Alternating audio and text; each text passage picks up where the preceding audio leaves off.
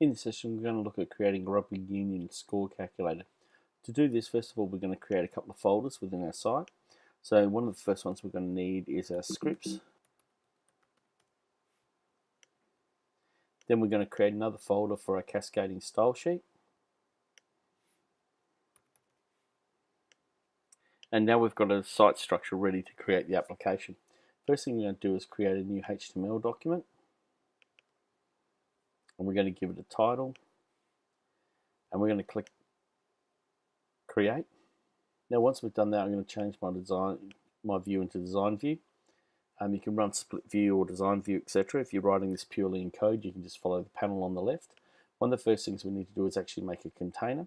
So in our body, we're going to have a div container. And it's going to have an ID of container. And then we're going to close the div tag. This will help us later with our style sheet. So this creates an area that we can actually create a table in. So I'm going to go insert a table. And this is going to be 1 column wide.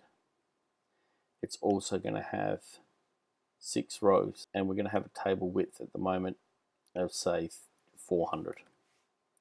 We can set a border thickness if we want to, and we can also set our padding and spacing if we want to straight away, and click on OK. If you're creating this in HTML, you'll be able to set these properties up here with table width 400, border 2. Then we can set up the table body and go through with the table row and have areas for our table data. So once we set this up, we're going to start by putting a title in here.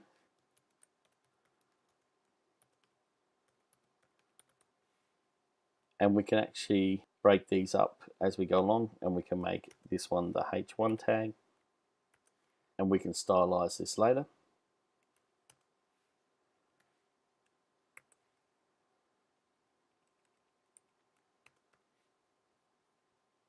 Once we've done that, we need to enter in some text boxes. So I'm just going to go up to Insert, Form Element, and Text. And then I can change this to tries. And then we can copy and paste this down if we wanted to. And if you're following along with the code along the side, you can actually see the names appearing. And what we're going to have in here is for the tries. Then we're going to have conversions.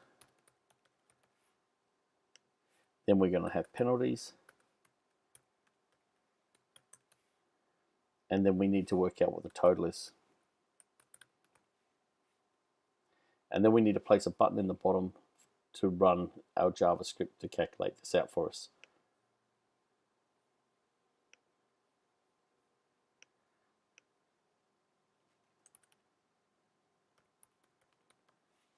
And we'll call this button Calculate. Now the next thing we need to do is actually label all our text boxes so we can individually talk to them. So the very first one is txt try. The next one could be txt convert.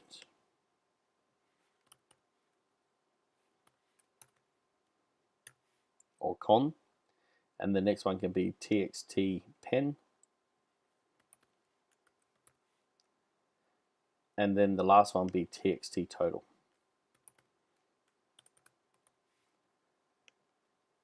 So now we've created the GUI, we've created our text boxes, we've labeled everything. The next thing we need to do is add an on-click button or function to our button. So on click, and then this will be a function that's going to be in our JavaScript. So we'll call this f calculate. So we'll call a function in our JavaScript called f calculate. Now we need to create a JavaScript file. At the moment there is nothing between our head and title. I'll just slide this across a little bit more. So we need to join an external JavaScript file to our HTML. To do this, we're going to create a new file. So if you're doing this in a straight text editor, so it's a brand new file. In Dreamweaver, it's just called JavaScript, and as you notice, it's just a blank file with a comment at the top. Then we need to save this, and I'm going to save this in our scripts folder. And we'll call this Rugby Calculator. and click Save. Then I can close this file, and I need to save my HTML. I haven't done that yet, so I'm just going to go to File, Save As, and I can save this not in our script folders but back in the root directory of our website in here, and we're going to call this Rugby Calculator. Now that those files are saved, you can see them in our folder structure. Now we're going to link the JavaScript file to our HTML with a click and drag. If you don't have that facility, you need to actually put in the script, the source of the script, and then close the script tag. So now the HTML document knows where the JavaScript document is. Now when they click on this button down here, the Calculate button, we want the Calculate button to action some JavaScript. So I'm just taking the F-Calculate and heading back into a split mode. You notice when I do that, I can actually now shift between the two files. You can also do this if you're using a text editor. A lot of programs have that dual screen. And once you're in the JavaScript file, we need to declare the function. So the first thing we're going to do is go function, and then we're going to say, well, what is the function called? And that was the F-Calculate. And we need to open a brace and close a brace. The very first comment that I put in any function is an alert tag.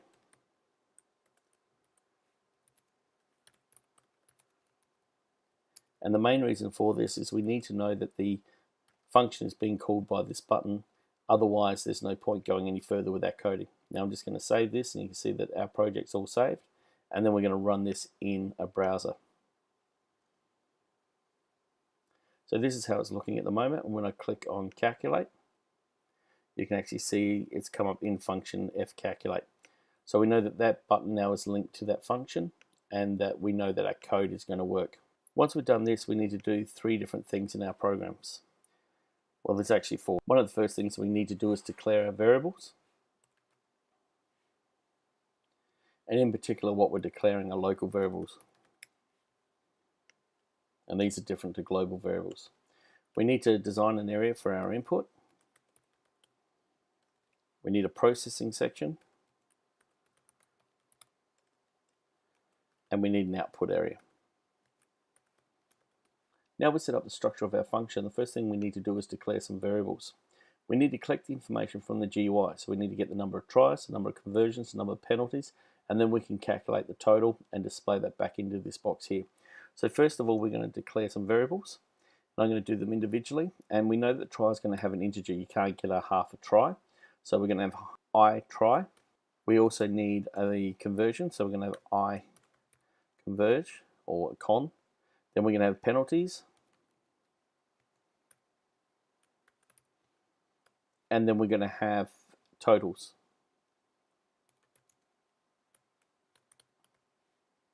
Once we've declared this memory area, the computer will allocate some space in its memory to store some information in there. So now we need to get the input from the user. We need to take all the data that's been placed in these text boxes and then store them in the variables we've just declared. Now to do this, we're going to start with iTry. And iTry is going to be equal to the information that's been put in this text box here. To talk to that text box, we need to go document dot get element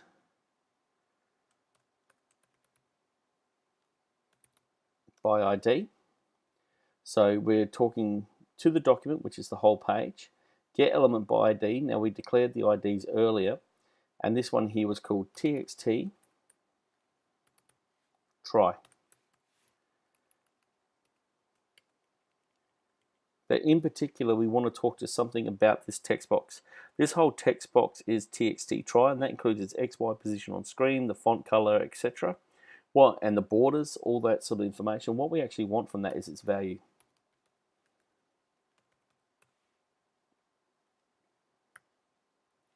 So we want to take that information from the screen. Now in output here, I'm going to put an alert, and I'm going to put in iTry. Now I need to see that I'm collecting the information from the GUI before I go any further. Otherwise I'll be processing what's called a NaN, which means a blank variable. So let's save this and run the program. So now when I put in 3 tries and go calculate, it comes up with the 3 tries there. So we're collecting the information correctly from the screen. Because we're doing that, I can now come down and copy this whole line of code, because I now need this for icon and iPen. So change this to icon. iPen.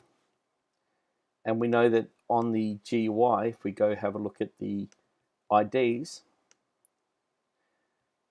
we have ID txt pen and txt con. So if I change these txt to pen and con,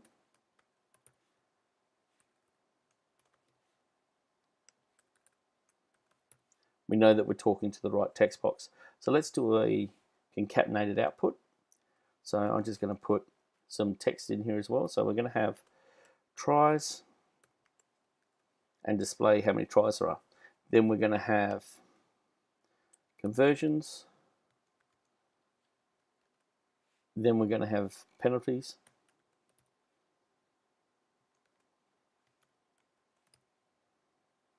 So when we get the one alert message, we should have all the information come up at once. And just to make it look nicer, if I don't put a space after the quote here, then this will be sitting right next to the number. So I might put space and a / in. Save and run this. So I'll put 1, 2, 3, calculate, tries 1, cons 2, penalties 3. So we can see that we're getting the right information.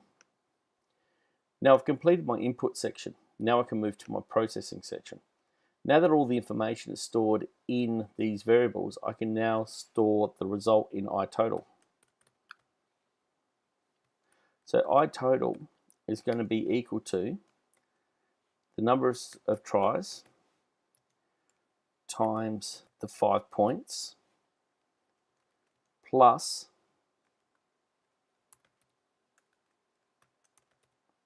the number of conversions times 2 points plus the number of penalties times 3 points. So it'll work out the brackets first and add them together and store the result of this calculation in iTotal. And then we can actually add on to the end of here. Game total equals iTotal. And we can go check this now. So if I get 1 try, 1 conversion, 1 penalty, it should be 5 plus 2 plus 3. So it should give us a total of 10. Is equal to 10. Now what we need to do is get that number 10 to appear in our total. So we can close this now. And then we can just change the output. So first of all, I'm just going to rem out the alert command. And just below this, I want to talk to this text box right here. Now we remember from its ID, it's called txt total. So we want to say txt total dot value, which is the text area of that text box, is equal to. Now we need to identify this text box on the screen. So we've got to go, well, document dot get element by ID, in particular, which one? Total.